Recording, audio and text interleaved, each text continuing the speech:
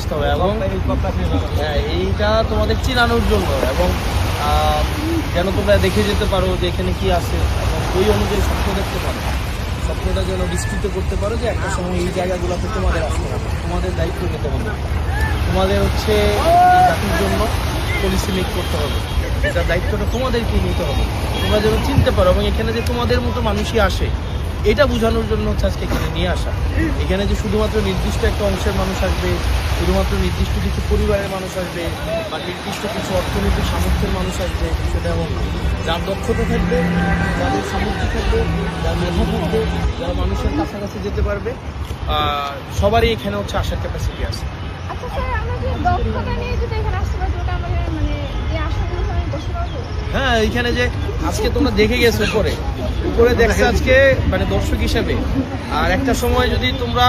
তোমাদের দক্ষতা দিয়ে যোগ্যতা দিয়ে আসতে পারো তাইলে আজকে উপরের গ্যালারিতে ছিলে, এরপরে তোমরা ওই নিচের গ্যালারিতে সংসদ সদস্যরা যেখানে বসে এখানে তোমরা একদিন বসতে পারো। যদি তোমরা মানুষ চায়